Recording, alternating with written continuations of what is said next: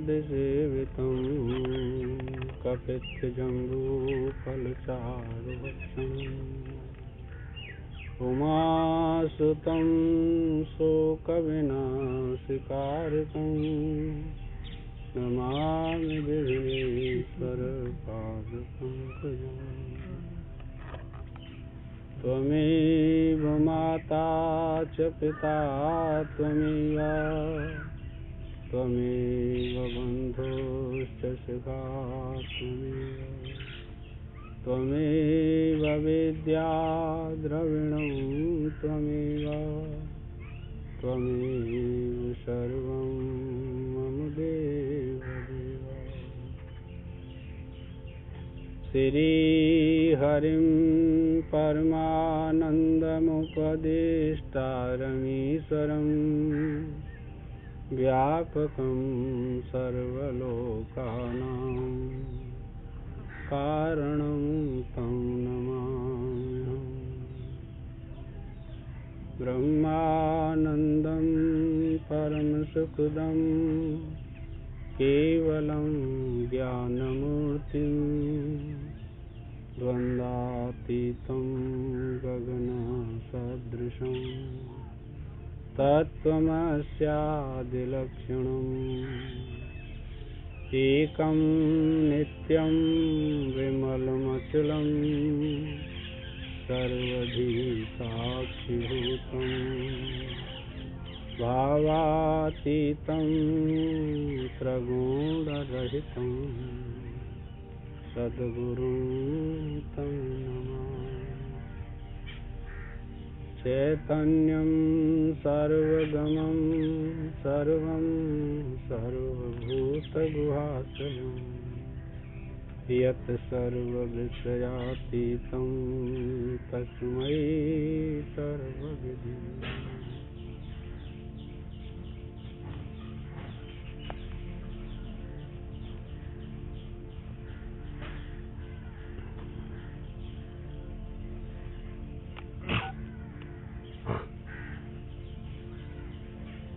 पुरुषः प्रकृतिस्थो हि भुङ्क्ते प्रकृति जान गुणान् कारणं गुण संगो सद्यो निजन्मसु।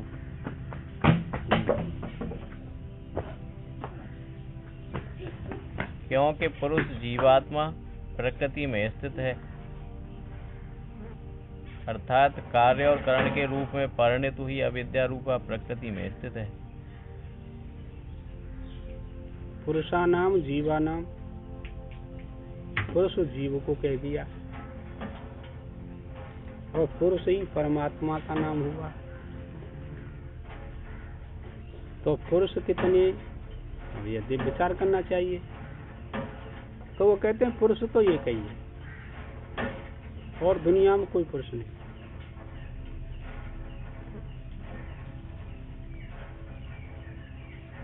क्यों कि पुरुष शब्द का अर्थ एक में घटता है, दो में नहीं घटता।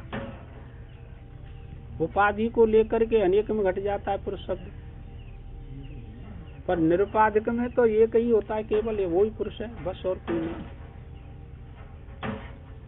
जब मीराबाई आई वृंदावन में, समझे, तो सत्संग चल रहा था। खंडानंद जी के और उसके कोई आश्रम होगा पहले, तो उसमें लिखा है कि उसने कहा भाई हमको भी दर्शन करने दो। सेवकों ने कहा यहाँ स्त्रियों का प्रवेश नहीं है, पुरुषों का प्रवेश है, समझे। तो उन्होंने कहा कि तो भाई पुरुष तो एक ही है, अनेक पुरुष कहाँ से आएंगे सत्संग के लिए, पुरुष तो एक ही है दुनिया में। उसने जाकर के उनसे महात्माओं से कहा कि ऐसे ऐसे एक है माई, वो कहती है पुरुष एक ही है, अनेक पुरुष कहाँ से आए। तो महाराज जी ने कहा लिवा करके लाओ अंदर, ऐसे पुरुष को लिवा करके लाओ जिसको एक पुरुष का ज्ञान है, अनेक पुरुषों का ज्ञान नहीं है। तो इसका मतलब पूरा ज्ञान है, पूरी भक्ति, पूरा योग, पूरा सिद्धांत उसकी बुद्धि में बैठा हुआ है। पुरुष एक ही है, दो पुरुष नहीं। ऐसी तदाकार वृत्ति के लिए आपको मनुष्य जन्म मिला है। आप पुरुष देखेंगे कि स्त्री, बूढ़ा देखेंगे कि बच्चा, पैसे वाला देखेंगे कि भिखारी? देखते नहीं है सभी लोग, सभी देखते हैं। ये है अज्ञान की दृष्टि, अविद्या की दृष्टि। और जब पुरुष पर दृष्टि होती है ना, तो ये सब गायब हो जाता है। ये अंतिम जन्म में ज्ञान की चरम सीमा की बातें हैं, ऐसे नहीं समझना। सुनने को मिलती हैं, पढ़ने को मिलती हैं, पर अनुभव आप नहीं कर सकते। अनुभव नहीं कर सकते क्यों? कि आप में वह बात अभी उत्पन्न ही नहीं हुई। किसी वस्तु से आपका वैराग्य है थोड़ा सा, मेरा वैराग्य है किसी वस्तु से, किसी से बता नहीं तो फिर आप इसको स्वीकार नहीं कर सकते कि पुरुष एक ही है। इसीलिए सबसे पहली कला पुरुष इच्छा विषय पुरुषार्थ जोई सोई है। पुरुष की इच्छा का जो विषय होता है उसी को पुरुषार्थ कहते हैं, समझे? वो क्या है पुरुषार्थ के? उस एक पुरुष को जाने, जिसने संपूर्ण ब्रह्मांडों को धारण कर रखा है। पुरुष तो वही है ना। और वही पुरुष आपके शरीर में, समस्त प्राणियों के शरीर में ज्ञान दृष्टि को लेकर के विराजमान है। ऐसा अनुष्ठान करना चाहिए, इन बातों का चिंतन करना चाहिए, मनन करना चाहिए, निधिध्यासन करना चाहिए। हम क्या करें इसमें? उसी को तो ये लिखा भगवान कृष्ण ने, पुरुष वह जो पुरुष है प्रकृतिस्थो, प्रकृति में स्थित होकर के, यानी प्रकृति को अपना स्वरूप मान लिया, झट जीव भाव उत्पन्न हो गया। जीव भाव उत्पन्न हो गया। जीव नाम की कोई और वस्तु नहीं है, केवल भाव का नाम जीव है। एक ब्रह्म भाव होता है और एक जीव भाव होता है। आप जीव भाव को पसंद करते हैं तो राग दोषों को पसंद करते हैं। जीव भाव को पसंद करते हैं तो जन्म मरण को स्वीकार करते हैं। जीव भाव को स्वीकार करते हैं तो हानि लाभ को भी स्वीकार करते हैं, राग द्वेष को भी स्वीकार करते हैं। इसका मतलब आप इस बंधन से छूटना नहीं चाहते, इसका तात्पर्य निकला, और कोई बात नहीं। उसी को कह रहे हैं भुंगते प्रकृति जान गुणान। प्रकृति का जो बनाया हुआ यह शरीर है, तीनों गुणों के द्वारा शरीर का निर्माण हुआ, सत्व रज तम, समझे? और इनसे ये पंच महाभूत उत्पन्न हुए, आकाश वायु तेज जल अग्नि पृथ्वी। इनसे ही इंद्रियां उत्पन्न हुई, कर्मेंद्री, ज्ञानेंद्री, प्राण शक्ति, मन बुद्धि चित्त अहंकार। और ये सारी ये जो उत्पत्ति है शरीरों की, 84 लाख योनियों में जितने शरीर हैं उन सब की उत्पत्ति इन गुणों के ही द्वारा होती है। और वह इनसे संबंध मान लेता है और संबंध मान करके स्वयं फंस जाता है। ये एक अलौकिक घटना, एक अनिर्वचनीय घटना, एक भगवान की लीला शक्ति, सब कैसे समझ लेंगे? मकड़ी जाला बुनती है और स्वयं फंस जाती है, उसी में मर जाती है कि नहीं है? जीव ने स्वयं अपना जाला बनाया है। कौन सा जाला है? यह मेरा है, यह तेरा है, मैं ऐसा हूं, तू ऐसा है। स्वयं जाला है और इसी में फंसते फंसते करते करते मर जाएंगे, हाथ तो कुछ लगेगा नहीं। तो ये कहां से आया जाला? तुम्हारे अंदर से, अंत से थोड़ा ही आया है। रेशम का कीड़ा अंदर से रेशम निकालता है और अपने शरीर पर लपेट लेता है, और जब उस रेशम को छुड़ाते हैं उससे तो समाप्त हो जाता है। मरने का उद्यम किसी ने किया? अपने आप किया ना, किसी और अन्य ने नहीं किया। न कोई पुत्र कुछ कहता है, न स्त्री, न पिता, न माता, स्वयं अपने आप जाला बुनता है और उसमें फंस जाता है, मर करके चला जाता है। बस इतना ही ज्ञान है, इससे आगे की रास्ता आप जानते नहीं। और आगे की रास्ता जानेंगे तो इसी को स्वीकार करना पड़ेगा, तप करना पड़ेगा, और कोई बात नहीं। उसी को कहते हैं पुरुष प्रकृति स्थो भुंगते प्रत्यय जान गुणान कारणम गुण संगुवसी सद सद्यो निजन्मसो। ऐसा भगवान की वाणी मिथ्या थोड़ा ही है भाई, जानने की चेष्टा करनी चाहिए। गुणों का संग ध्यान करना, सत्व रज तम, इनसे इंद्रियां उत्पन्न हुई, तो ज्ञान से ज्ञानेंद्रिय उत्पन्न हुई। किससे? सत्वगुण से। कौन सी ज्ञानेंद्रिय? 2 आंख, 2 नाक, 2 नाका छिद्र, एक जीव का रस, ये किससे उत्पन्न हुए? सत्वगुण से। सत्वगुण से उत्पन्न हुए, अब इनमें यह फंसा रहता है। कर्मेंद्रियां किससे उत्पन्न हुई, ये देखना चाहिए।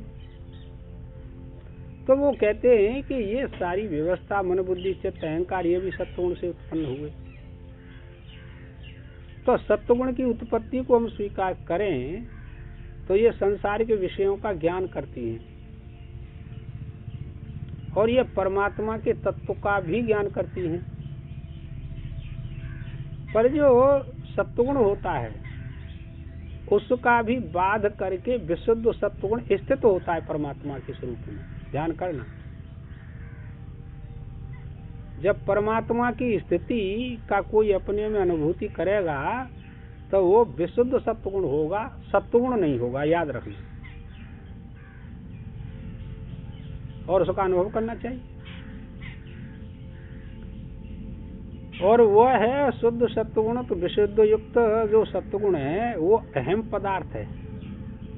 वो क्या है? कोई एक अहम पदार्थ है जो सदैव स्वयं प्रकाशित रहता है सबके शरीर में, और बिना शरीर के स्वयं प्रकाशित रहता है। वह है एक अहम पदार्थ। और एक होता है अहंकार। ध्यान करना,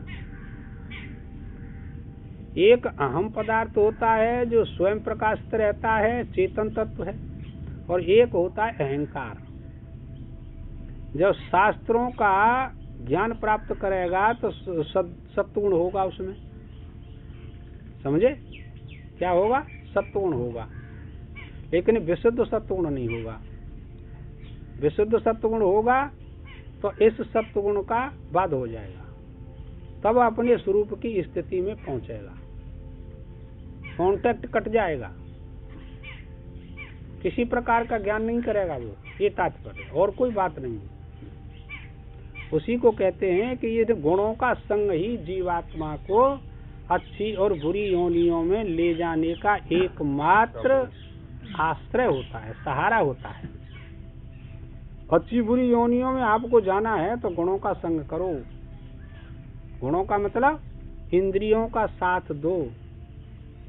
इंद्रिय आपसे जो कहें उसी को करते हैं, सभी नहीं करते। मन कहता है कि यह काम कर, उसी को करते हैं, सभी करते हैं। इससे आगे की रास्ता तो वैराग्यवान पुरुष को प्राप्त होती है, विवेकी को प्राप्त नहीं होती। विवेक भी हो और वैराग्य भी हो तो यहाँ से आगे की रास्ता उसको प्राप्त होती है, और वह उसका अनुसरण करता है, तब पता लगता है लाला। उसी को विशुद्ध सत्वगुण कहते हैं। ये तात्पर्य। अब समझते नहीं बातों को तो अब समझाए कौन? इतने पाप हैं कि वो समझने नहीं देते, हम क्या करें। तो वो भगवान कहते हैं कि गुणों का संग करेंगे आप लोग तो कभी नीची योनियों में सूअर गधा पशु पक्षी बनना पड़ेगा, कभी मनुष्य बनना पड़ेगा, कभी देवता बनना पड़ेगा। जैसा जैसा गुणों का संग है, जैसा जैसा कर्म है आपका सभी जीवों का, उसी भाव को प्राप्त हो जाते हैं। हम क्या करें? अर्थात कार्य और कारण के रूप में परिणित हुई अविद्या रूप का प्रकृति में स्थित है, प्रकृति को अपना स्वरूप मानता है। हाँ, जब उसको इनसे संबंध हुआ ना चेतन तत्व जीवात्मा को, तो इस प्रकृति को अपना स्वरूप मानने लगा कि मैं ऐसा हूँ, बस और कुछ। और अपना देखिए, आपका आद्य मूल्य स्वरूप क्या है? बताओ, कोई बताओ। आपका आद्य मूल स्वरूप क्या है? आपने पढ़ाया पर आपको जानकारी नहीं। आपका जो आद्य मूल स्वरूप है वो चेतन है। वो क्या है? वो चेतन तत्व है जो स्वयं प्रकाश स्वरूप है, आनंद स्वरूप है, ज्ञान स्वरूप है। वो आद्य मूल स्वरूप है। और उसके बाद में फिर यह दूसरा स्वरूप। दो बात बताई ना हमने। जीवात्मा के दो स्वरूप होते हैं और सभी जीवात्माओं के होते, एक के नहीं होते। तो उसी को कह रहे हैं कि भाई इन गुणों का संग करेंगे तो नीच योनियों के भी कर्म करने पड़ेंगे और ऊंच योनियों के भी कर्म करने पड़ेंगे। हम क्या करें? आद्य कितनी बार आद्य कहते हैं? जो सबसे प्रथम स्वरूप था, उत्पत्ति के पहले जो स्वरूप था उसको आद्य स्वरूप कहते हैं। वो न कभी उत्पन्न होता है और न उसका जन्म होता है। वो आद्य स्वरूप होता है जो चेतन तत्व है। कहाँ चले हो गए?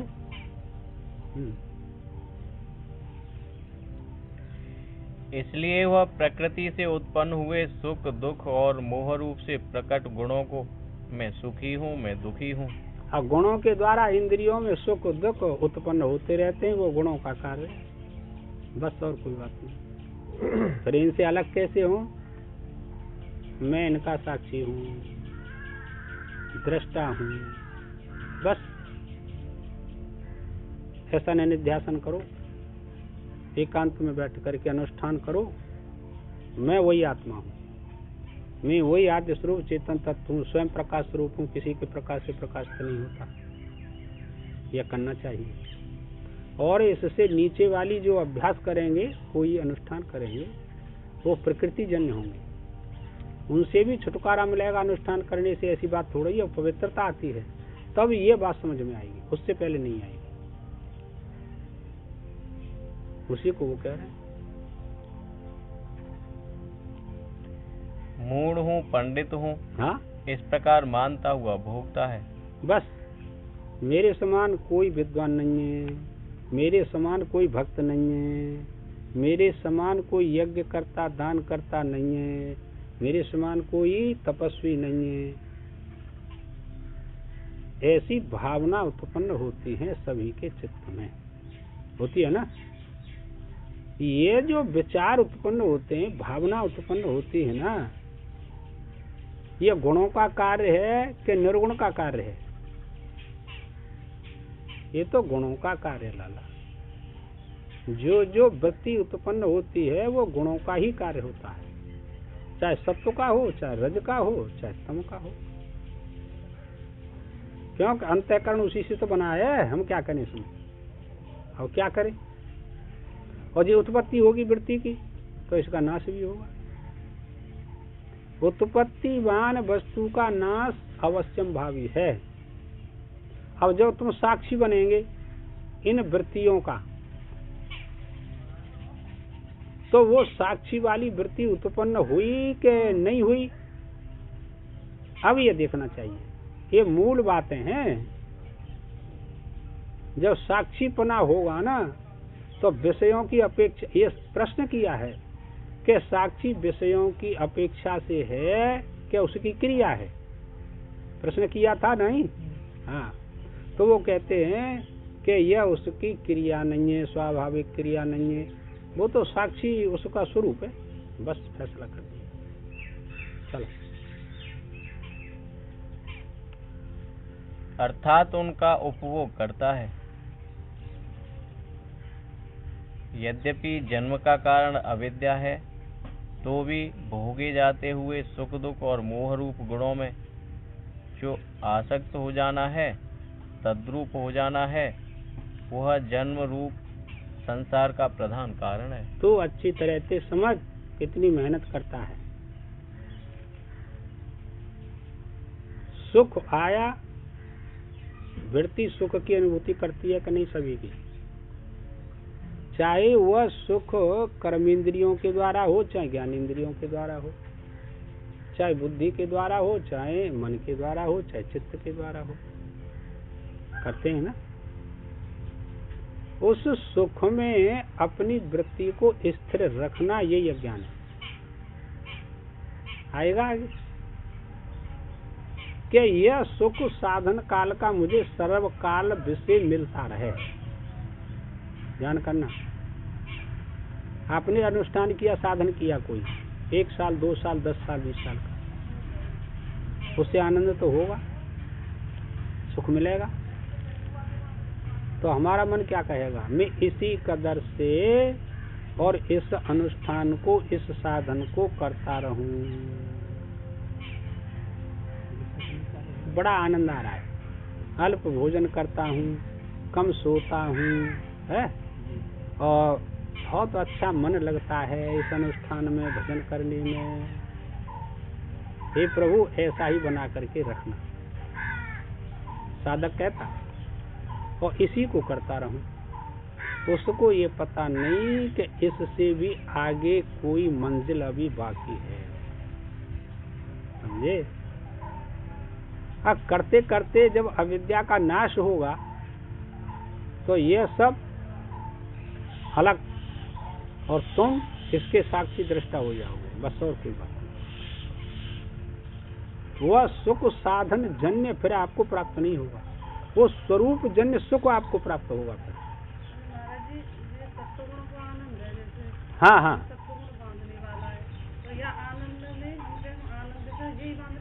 जी बांधने वालों है, और क्या है, यही तो बांधने वाला है। इसके आप साक्षी हो जाइए लाला, इसका बात करने के लिए साक्षित्व है और दूसरा कोई साधन नहीं।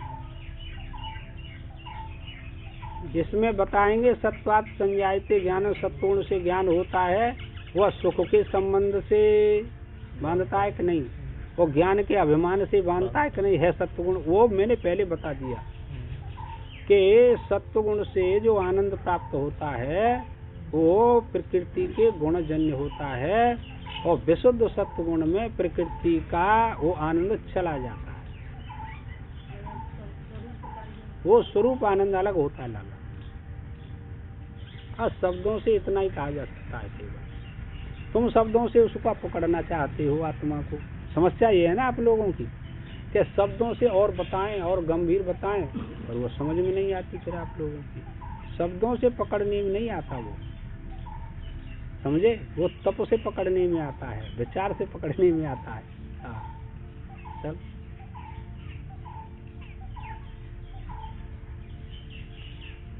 वह जैसी कामना वाला होता है वैसा ही कर्म करता है। अब कैसी आपकी कामना है, पुत्र की कामना है, धन की कामना है, वैभव की कामना है, पद की कामना है, या प्रतिष्ठा की कामना है कि सब मेरे से नीचे रहें, मैं सबसे उच्च कोटि का बनूं, बोलने वाला, पढ़ने वाला। तो जैसी कामना है आपकी उसी प्रकार के आप कर्म करेंगे, और जब उसी प्रकार के कर्म करेंगे वही बंधन आपके सामने खड़ा हो जाएगा आकर के। हम क्या करें, अभी गंभीरता थोड़ा ही है, बहुत गंभीर मसला है। इन सब का जब साक्षी होता है तो तूषणी बस, किसी से क्या लेना देना। अभी तो संसार का संबंध भी नहीं छोड़ रहा है, जकड़े हुए है, समझे, हाथ पैरों में बेड़ी डाल रखी है उसने। तुम एक कदम अपनी साधना में आगे नहीं बढ़ सकते, बांध करके रखता है। कहाँ जा रहा है, यहाँ है, स्वतंत्रता थोड़ा ही है। इस श्रुति से भी यही बात सिद्ध होती है। इसी बात को भगवान कहते हैं कि गुणों का संग ही, अर्थात गुणों में जो आसक्ति है वही इस भोक्ता पुरुष के अच्छी बुरी योनियों में जन्म लेने का कारण है। ठीक है साहब, देख भाई सत्येंद्र, जब तक शरीर का अध्यास रहेगा तब तक जन्म रहेगा। क्यों कि गुणों से बना है, और गुणों में सारे क्रियाकलाप होते रहते हैं, चाहे शुभ कर्म हो चाहे अशुभ कर्म हो, चाहे पुण्य कर्म हो चाहे पाप कर्म हो, चाहे धर्म कर्म हो चाहे अधर्म कर्म हो, सारे के सारे गुणों के ही साथ रहते हैं। और नहीं तो लिखा है इसमें कि जब यह जीव प्रतिपक्ष की भावना से राग द्वेष का संयम कर लेता है तो यह शास्त्र दृष्टि वाला हो जाता है, और फिर उसके लिए धर्म अधर्म दोनों नहीं रहते, गुणों के बस में नहीं रहता, वो छूट जाता है। तो अब तुमको यह विचार करना चाहिए कि हमारी शास्त्र की दृष्टि है कि मनोमय दृष्टि है।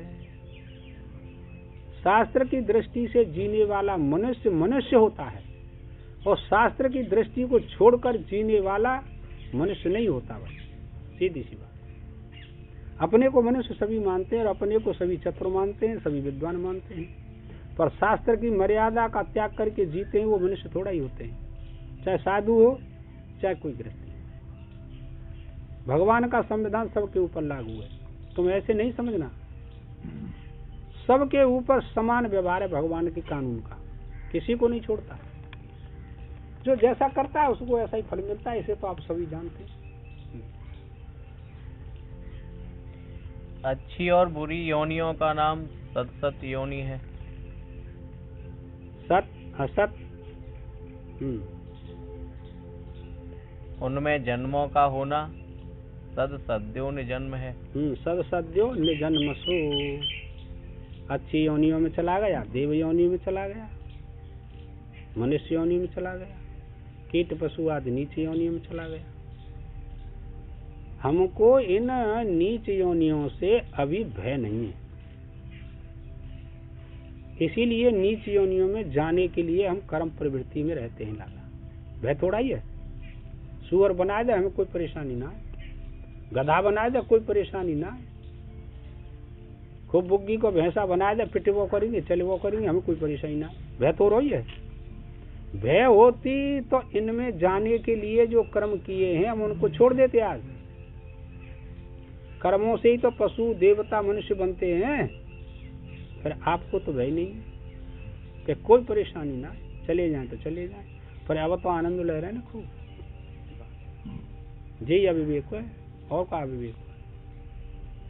अरे तनिक वैराग्य तो लाओ अपने चित्त में साधन के लिए, कि साधन हम पूरा तो नहीं करते, थोड़ा बहुत कर लेते हैं। चलो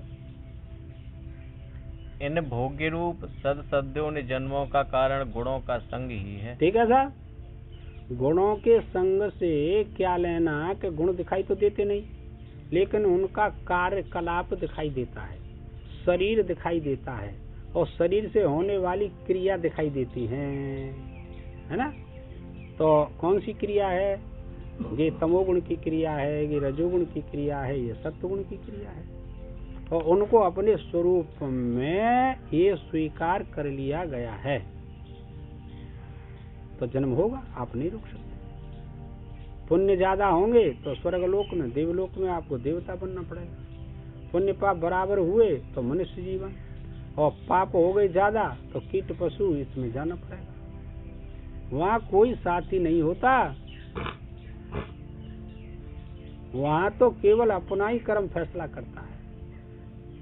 मर जाओ खिच खिच के खूब, झूठ कपट जबरदस्ती बेईमानी हिंसा करके खूब धन जोड़ जाओ, बालक मौज ले वो करेंगे, तुम्हारी चांद पिटे, वहाँ का नुकसान है। ये कोई ऐसे थोड़ा ही है।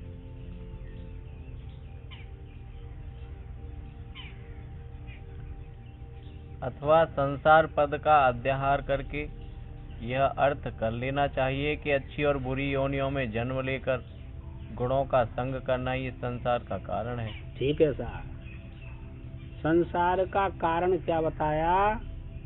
शरीर का साथ करना कि मैं शरीर हूँ, ऐसे समझो, है ना। मैं इंद्रिय हूँ और इंद्रियों के द्वारा जो कर्म होते हैं वह मैं हूँ, यानी मैं करता हूँ और मैं ही भोगता हूँ। तो ये सब जन्म लेने के कारण है। पहले क्या बताया? संसार का कारण क्या बताया? शोक मोह संसार बीज भूतौ।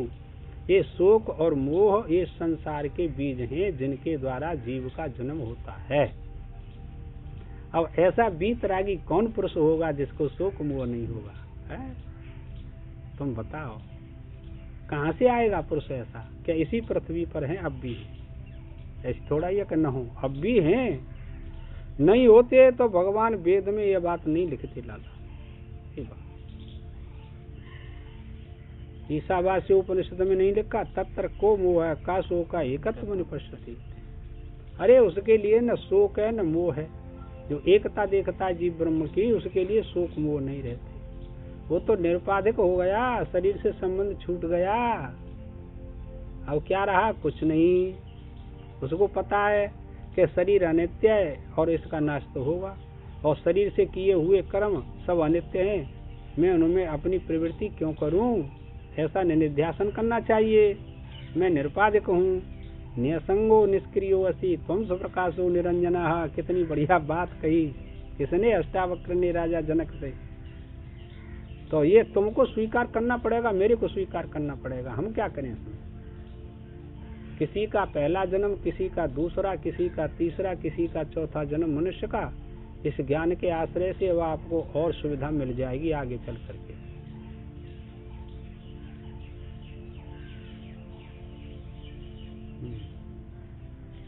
देवादि योनियां सतयोनि हैं। सतयोनि किसे कहते हैं? देवलोक में जाकर के देव शरीर प्राप्त होता है, उसको कह दिया सतयोनि। देवता दो प्रकार के होते हैं, एक तो कर्मी देवता होते हैं, एक आजान देवता होते हैं ना। आप पुण्य के प्रभाव से देवलोक में जाएंगे, वहाँ इस शरीर का त्याग करके दूसरा देवलोक का शरीर मिलेगा आपको। आपको वहाँ भूख प्यास ये सब टट्टी पेशाब नहीं सताएंगे, वो आपके कर्मों से मिलेगा। सबको थोड़ा ही मिलता है, स्वर्गलोक इतना नहीं है सरल के सबको मिल जाए। उपनिषदों में तो लिखा है झूठ बोलने वाले को कितना भी पुण्य करे सुबह से शाम तक, उसको स्वर्ग नहीं मिलता। क्या करे? और पशु आदि योनियां असत योनि हैं। हाँ, पशु पक्षी कीट पतंग ये असत हैं। प्रकरण की सामर्थ्य से मनुष्य योनियों को भी सत असत योनियां मानने में किसी प्रकार का विरोध नहीं समझना चाहिए। मनुष्य योनियों को भी सत असत से मान लेना चाहिए। कहने का तात्पर्य यह है कि प्रकृति में स्थित होना रूप अविद्या और गुणों का संग, आसक्ति, ये ही दोनों संसार के कारण हैं। प्रकृति के गुणों में आसक्त होना ध्यान कर लो अच्छी तरीके से। आसक्ति कहते हैं राग को। जहाँ राग होता है तो वहाँ आपको द्वेष बुलाना नहीं पड़ेगा, याद कर लो। राग बिना द्वेष के रह ही नहीं सकता। हम क्या करें? तो राग एक ऐसी वस्तु है कि वह जन्म का दाता है, दुख सुख दोनों का दाता है राग, और द्वेष उसको छोड़ करके नहीं जाता। हम क्या करें? और जब तक आप विचार दृष्टि नहीं लाएंगे तब तक यह बात आपकी समझ में नहीं आएगी। केवल विचार से समझ में आती है, बाकी और कोई बात नहीं। वो बेचारा क्या करे? उल्लूकस्य तमो भानुरंधकारा प्रतीयते। जैसे उल्लू क्या कहता है? सूर्य निकला तो वो कहेगा सूर्य है ही नहीं, निकला ही नहीं। अब उसके लिए आप बताइए कि रात्रि है कि दिन है? उसके लिए रात्रि है, लेकिन अन्य जीवों के लिए दिन है, सूर्य निकलते ही है? उसके बेचारे की क्या गलती है?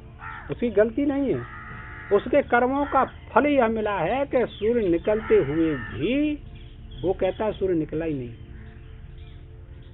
ऐसे ही तुम्हारी गलती नहीं, तुम्हारे कर्मों का फल यह मिल रहा है ईश्वर के द्वारा कि आपको इस प्रकार का, इस कदर का ज्ञान होता ही नहीं कि इस जीव ने गुणों का संग किया है, शरीर के साथ हमारा संबंध है। ये ज्ञान होता ही नहीं आप लोगों को।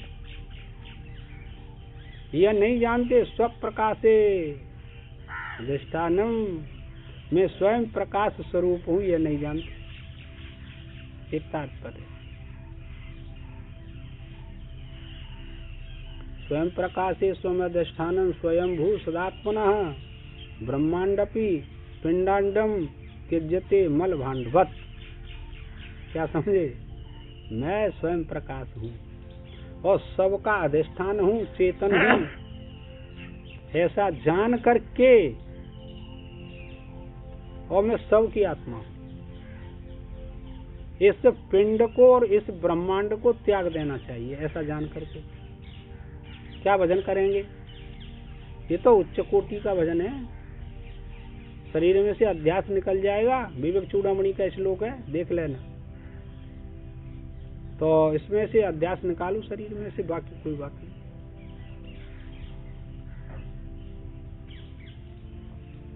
अविद्या और गुणों का संग, आसक्ति, ये ही दोनों संसार के कारण हैं और वे छोड़ने के लिए ही बतलाए गए हैं। अब जी काय को बताए भगवान ने, और वेद में और स्मृति में, उपनिषदन में, पुराण में, के छोड़वे के काज बताए। अविद्या और गुणों का कार्य यानी शरीर का अध्यास छोड़ने का लिए बताए। और सुन ले सभी जिंदगी छोड़वे को नाम निशान ना आते, क्या करे ना, तो फिर उसी में आप जन्म लो और मरो, दुख भोगते रहो। गीता शास्त्र में इनकी निवृत्ति के साधन संन्यास के सहित ज्ञान और वैराग्य प्रसिद्ध है। दो ही बात बताई इस गीता शास्त्र में, उपनिषदों में। वेदत्रयी प्रस्थान है ना गीता, तो उन्होंने कहा है कि दो साधन है, ज्ञान और दूसरा क्या, वैराग्य। ठीक है ना, बिना वैराग्य के ज्ञान सार्थक नहीं होता, जाने, और बिना ज्ञान के वैराग्य सार्थक नहीं होता। ज्ञान नहीं है, आपने घर छोड़ दिया। ये जो बात बताई कि ये ज्ञान सहित संन्यास होता है और ये ज्ञान रहित संन्यास होता है, तो जब जिसको ज्ञान होगा उसका वैराग्य सार्थक हो जाएगा, वो बाप से नहीं आएगा फिर लौट करके। ये तात्पर्य। वैराग्य के बिना भी ज्ञान होता है, वो सामान्य होता है लाला। ये बात।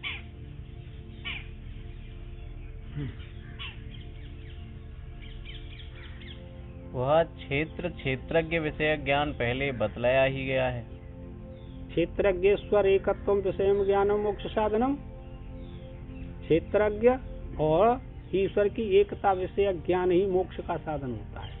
यानी जीव और ब्रह्म की एकता का ज्ञान ही मोक्ष का एक साधन है, दूसरा और कोई साधन है ही नहीं। फैसला कर। साथ ही न सतन्ना सदुच्यते इत्यादि कथन से अन्यों धर्मों का निषेध करके और सर्वतः पाणपादम इत्यादि कथन से अनात्म धर्मों का अध्यारोप करके अनात्म धर्मों का आत्मा में आरोप करके फिर उनका लाला वाद किया जाता है। इसीलिए वो कहते सत्तन्ना सदोच्यते, सत असत से वह ज्ञान विलक्षण है आत्म तत्व।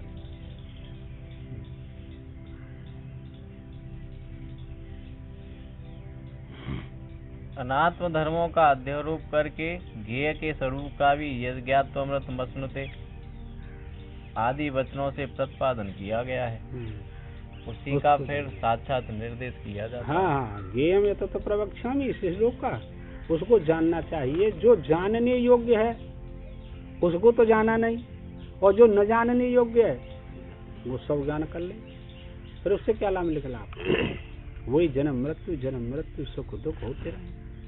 जो जानने योग्य था कि हमारे शरीर में वह चेतन परमात्मा किस प्रकार से है और यह जीव क्या है, यह जाना नहीं, और सब बात जान ले। बड़े बड़े विद्वान पुरुष परे संसार के विद्वान, लेकिन आत्मा का विद्वान कोई कोई होता, सभी नहीं होते। उपद्रष्टानुमंता च भर्ता भोक्ता महेश्वर परमात्मेत चापेक्षो देहे अस्मिन् पुरुषः परः। यह आत्मा उपद्रष्टा है। अब आत्मा के लक्षण बता रहे हैं कि वो आत्मा कैसा है और व्यापक कैसे है और परिच्छिन्न कैसे है, ये भी बात बताई गई।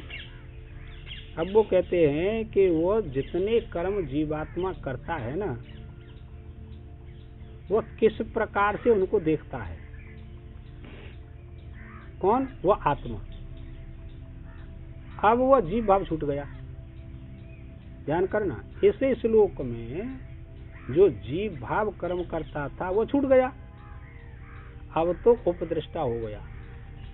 उपदृष्टा माने समीप में बैठ करके देखने वाला होने से उपदृष्टा हुआ, कर्ता भाव चला गया। अर्थात स्वयं क्रिया न करता हुआ पास में स्थित होकर देखने वाला है। शरीर में एक बहिरंग दृष्टांत अभी आपने किया है, यज्ञ किया है आपने सबने बैठ करके, और कोई विशेष ज्ञाता पास में बैठ करके आपके सब क्रियाओं को देखने लगे, पर न स्वयं घी छोड़े और न सामग्री छोड़े, बस देखता रहे। तो समीप में बैठ करके देख रहा है आपकी क्रियाओं को, पर वह स्वयं कुछ नहीं करता, इसीलिए उसको हम उपदृष्टा कहते हैं। ये दृष्टांत है। अब इस दृष्टांत को तुम अपने अंदर ले जाइए। आप लोग, आपकी इंद्रियां, कर्मेंद्री, ज्ञानेंद्री, प्राण, मन, बुद्धि, चित्त, अहंकार, ये सब अपने अपने कार्य में और व्यापार वाले हैं कि नहीं? अपना अपना व्यापार करते हैं, लेकिन वह आत्मा इन सब के समीप रह करके इस सारे क्रियाकलापों को देखता रहता है और स्वयं नहीं करता, उसे कोई प्रयोजन नहीं, पर समीप बैठ करके रहता है। चलो और आगे आएगा।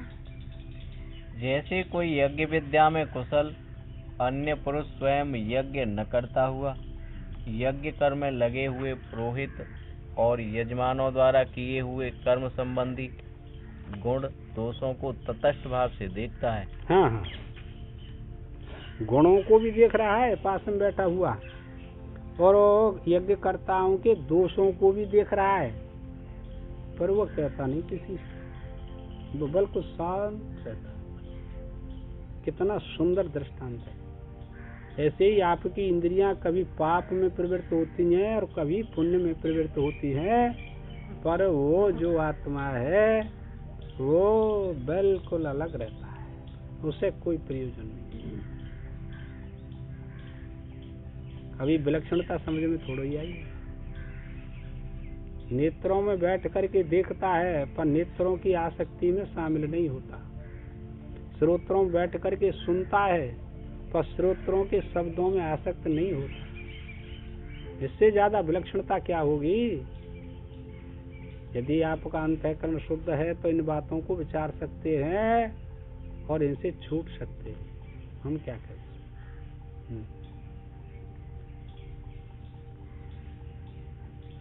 उसी प्रकार कार्य और करणों के व्यापार में स्वयं न लगा हुआ। कार्य 10 कार्य है गए, 13 कर्ण है गए। समस्या बहुत बड़ी है, आपके सामने नहीं है, पर जो सूक्ष्म विचार करता है, अत्यंत सूक्ष्म विचार करता है, उसके सामने परेशानी के पहाड़ खड़े हो जाते हैं।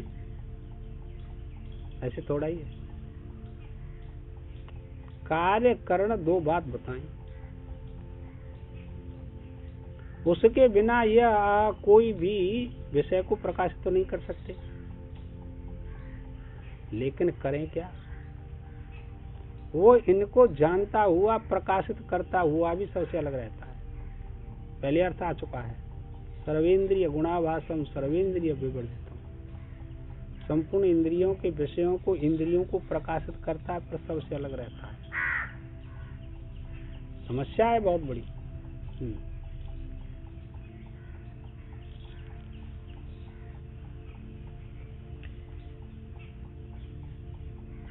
कार्य और करणों के व्यापार में स्वयं न लगा हुआ, उनसे अन्य विलक्षण आत्मा उन व्यापार युक्त कार्य और करणों को समीपस्थ भाव से देखने वाला है।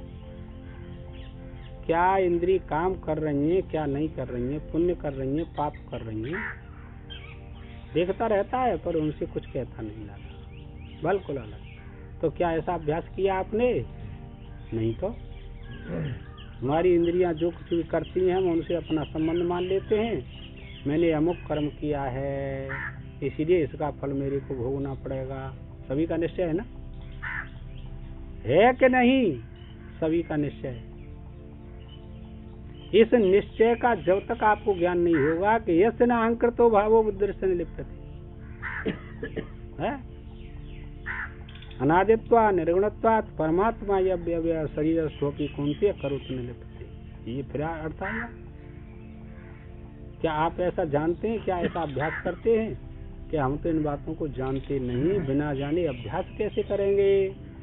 पहले जानना पड़ेगा, फिर उसका अनुभव करना पड़ेगा। पहले ज्ञान और फिर विज्ञान, अनुभव करना पड़ेगा। जानते ही नहीं पशु जीवन, फिर अभ्यास किसका करें कि समीपस्थ स्थित होकर के वह न कुछ करता है न उसके साथ लिपायमान होता है।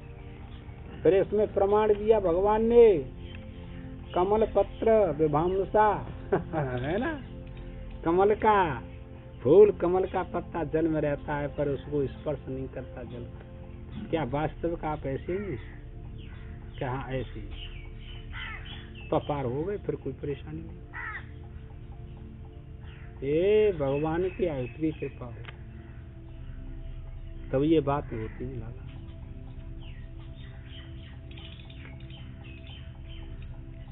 अथवा देह, चक्षु, मन, बुद्धि और आत्मा ये सभी दृष्टा हैं।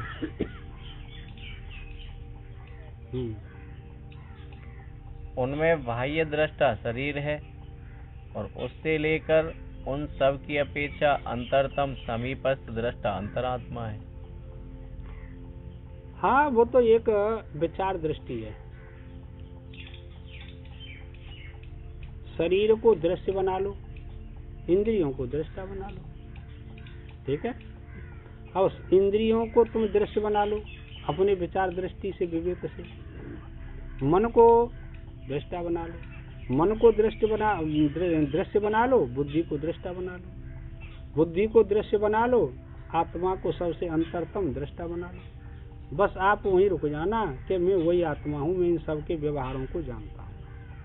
जैसा जैसा इनका व्यापार है मैं उनको सबको जानता हूँ। अब ऐसा अभ्यास तो करना पड़ेगा आप लोगों को। आप करते ही नहीं तो फिर अभ्यास कैसे होगा? ज्यादा नहीं कर सकते तो व्यवहार में थोड़ा सा लाइए। कोई काम बिगड़ जाता है कोई परेशानी नहीं, बन जाता है कोई परेशानी नहीं। ऐसा आपको संतोष नहीं होता, क्या करें? अरे हम कह रहे हैं हमारी में विचार दृष्टि नहीं है इस प्रकार के करने की, तो सारे कर्तव्य कर्मों को, इंद्रियों के सारे कर्मों को, अपने विचारों को उसके मत्थे सौंप दो। किसके? आत्मा के, परमात्मा के। कि देखो हम तो प्रभु जानते नहीं कि क्या कर्तव्य क्या कर्तव्य, हम तो आपकी शरण में हैं। बस तुम जैसा कहोगे हम ऐसा करेंगे। हमारा कर्तव्य विमान चला गया, हम आपकी शरण में हैं, तो फिर वो आपको शिक्षा उचित ही मिलेगी। ऐसा आप करती नहीं।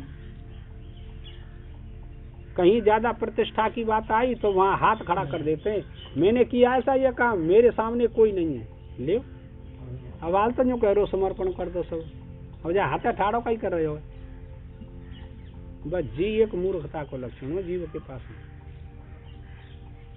अरे जो भयो सो ईश्वर की कृपा, हानि है गई तो ईश्वर की कृपा, फिर उसमें दुख क्यों मानते हैं आप लोग?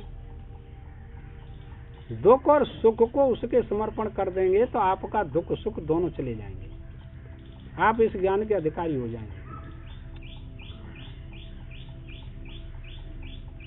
जिसकी अपेक्षा और कोई आंतरिक दृष्टा न हो, हाँ, वो सर्व के पीछे खड़ा हो। हाँ, सर्व के पीछे खड़ा हो, जिसके पीछे कोई न हो, जिसको कोई देख न सके, जिसको कोई जान न सके, वही आत्मदृष्टा है, बाकी और कोई बात नहीं। एक विलक्षण है, अलौकिक ज्ञान है ना, कोई सामान्य ज्ञान थोड़ा ही है। तो तुम वास्तविक सबसे पीछे खड़े हो, तुम्हारे पीछे कोई नहीं डाला।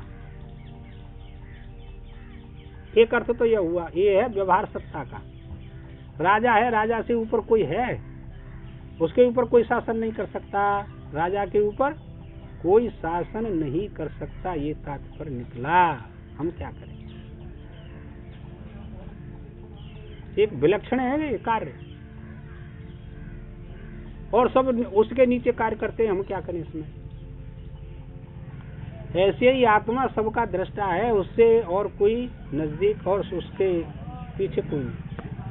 यह जानना चाहिए आप लोगों को। वह अत्यंत समीप्य भाव से देखने वाला होने के कारण सबके होता है। सबके समीप बैठ करके देख रहा है कौन क्या कर रहा है। ऐसा अनुभव करना चाहिए आप लोगों को, मनुष्य जीवन की सार्थकता हो जाती है। देखा ये एक अलौकिक घटना है। नारायण घटना है। बैठ जाओ। हम नहीं दूरते, ठीक है बेटा, ऐसे बैठ जाओ, कोई बात नहीं। यार कालू और चटाई वटाई लिया मत यार। अतः आत्मा उपद्रष्टा है। उपद्रष्टा का अर्थ कर दिया समीप में बैठ करके सबको देखता रहता है। देखो तुम लोग जानते नहीं इन बातों को, और तुम्हारे ये वाक्य जो बेपढ़े लिखे इतने ऊंचे ज्ञान की बात कर देते हैं, पर उसका वो अर्थ नहीं जानते बेचारे, प्रयोग में नहीं लाते। अब क्या करें? क्या कहते हैं आप लोग? राम झरोका बैठ के सबको मुजरा ले, जैसी जाकी चाकरी तैसो ताकू। मोटी बातें व्यवहार की, और ये अर्थ ये घट रहा है। सबके समीप रह करके सबके इंद्रियों के व्यवहार को जानता है, मन के व्यवहार को जानता है, बुद्धि के व्यवहार को जानता है, और काउते वो पृथक ना हो, क्योंकि व्यापक वस्तु है, अनुरूप तो है नहीं, साकार रूप तो है नहीं, वो है निर्गुण निराकार, और सबके शरीर में बैठे हुए है, सबके क्रियाकलापों को जानता है, पर हम अनुभव नहीं करते। हम क्या करें? इसीलिए वो उपद्रष्टा है। सीता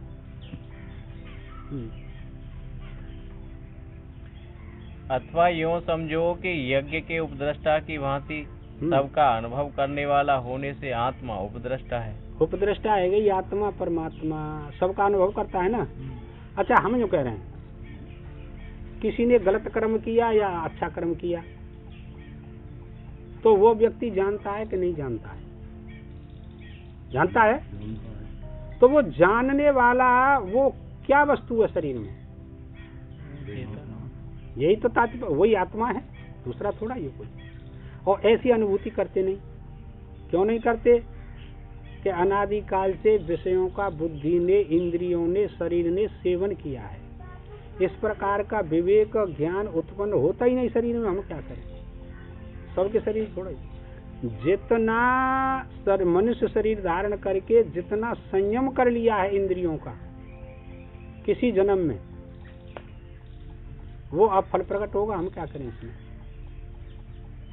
वही फल प्रकट होगा अब इस जन्म में। और नहीं किया है इंद्रियों का संयम, तो आप विचार नहीं कर सकते। तो साधन करना अत्यंत आवश्यक है, ये तात्पर्य निकला। तब आप इस आत्मदृष्टि को ला सकते हैं और मनुष्य जीवन से ऊपर उठ सकते हैं। ये तथा यह अनुमंता है। अब उपदृष्टा के बाद में क्या आया? अनुमंता। क्रिया करने में लगे हुए अंतःकरण और इंद्रिय आदि की क्रियाओं में संतोष रूप अनुमोदन का नाम अनुमनन है, उसका करने वाला है। संतोष कर लिया। देख सुन, व्यवहार में और ज्ञान में कोई अंतर नहीं। संतोषम परम लाभम, संतोषम परम ज्ञानम, संतोषम परम धर्म, संतोषम परम सुखम। पर ये समझ में नहीं आती बातें, क्या करें? और ये संतोष है आत्मा। देख क्या कह रहे हैं, फिर पढ़ ले तू। संतोष माने आत्मा, ज्ञान, चेतन तत्व, परमात्मा। क्यों? कि संपूर्ण इंद्रियां अपने अपने व्यापार में लगी हुई हैं और वो किसी के साथ अपनी सहमति प्रकट नहीं करता, सुख दुख को ग्रहण नहीं करता, इसीलिए अनुमनन करता है वो। अनुमंता का अर्थ है अनुमनन करना। अपने अपने व्यापार में इंद्री लगी हुई है, पर किसी से मना नहीं करता वो कि तू अमुक कर्म कर, तू अमुक कर्म कर।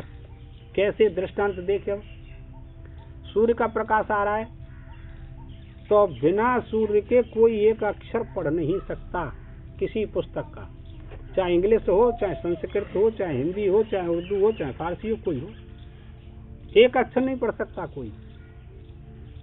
एक बात, कोई भी इस बात को स्वीकार नहीं कर सकता कि अंधकार में भी हम पढ़ सकते हैं। नहीं पढ़ सकते। लेकिन वो सूर्य किसी से यह नहीं कहता कि तू अमुक पुस्तक क्यों पढ़ता है। रामायण पढ़ो, गीता पढ़ो, चाहे उपनिषद पढ़ो या और कोई वैसे शास्त्र पढ़ो, उसे कोई प्रयोजन नहीं। सूर्य को कोई प्रयोजन नहीं। पर सूर्य के बिना आप एक अक्षर नहीं पढ़ सकते। चाहे दीपक का प्रकाश हो, चाहे बल्ब का हो, चाहे रॉड का हो, चाहे यानी प्रकाश चाहिए पढ़ने के लिए। ऐसे ही आत्मा के प्रकाश के बिना कोई भी इंद्रिय अपने विषय को ग्रहण नहीं कर सकते। कितना भी कोई पढ़ा लिखा हो, साधु हो के गृहस्थी, स्त्री हो के पुरुष, सबके लिए समान व्यवहार है। वो किसी को अनुमोदन नहीं करता। वो आत्मा अनुमंता इसीलिए है कि किसी के अनुमोदन में नहीं लगा है कि तू इसको कर और तू इसको कर। वो नहीं कहता किसी, और रहता सबके संग। इसका पहले उत्तर आ चुका है 5वें अध्याय में। न कर्त तुम न कर्माणि लोकस्य सृजता प्रभु न कर्म फल संयोग स्वभावस्तु प्रवर्तते है।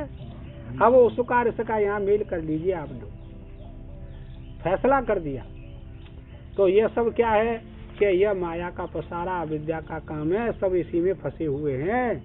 तीनों लोग फंसे हुए हैं, 14 भुवन फंसे हुए हैं, 84 लाख योनियों के जीव इसी में रमण करते हैं कि मैं करता हूँ और मैं भोगता हूँ।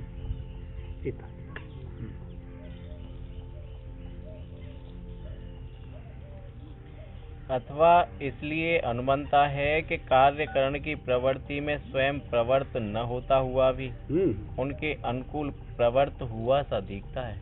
अब अज्ञानी पुरुष, अविवेकी पुरुष उसको क्या कहते हैं कि प्रवृत्त है रोज, लेकिन विचारवान पुरुष इसको स्वीकार नहीं करते कि वो प्रवृत्त हो रहा है। बाकी और कोई बात नहीं। अथवा अपने व्यापार में लगे हुए अंतःकरण और इंद्रिय आदि को उनका साक्षी होकर भी कभी निवारण नहीं करता, इसलिए अनुमंता है। सबको साक्षी है पर कावते जो ना के तू का कर रहो तो करे, वो कर वो का ले दो दे दो है। फिर तू काई को कहे तू है, मैं काई को कहे तू कावते कि तू ऐसो करे ऐसो करे, है ना। ये समझ की बात बहुत गहरी है। अनुमंता उपदेशता फिर मालूम ना पाओगे।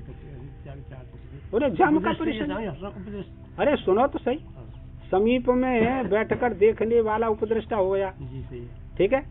अच्छा, कौन क्या कर रहा है वो भी किसी का अनुमोदन नहीं करता। और अनुमनवा वो व्यापार में अपनी अपनी इंद्री लगी हुई है, वो भी किसी को नहीं करता। वो किसी से संबंध नहीं मानता है। तो अब दोनों का अर्थ एक हुआ कि दो अनुरूपता ग्रहण करने में सक्षम है। ये सब जो भी हम वही तो कह रहे हैं, और क्या कह रहे हैं। और विचार करना भाई पंडित जी।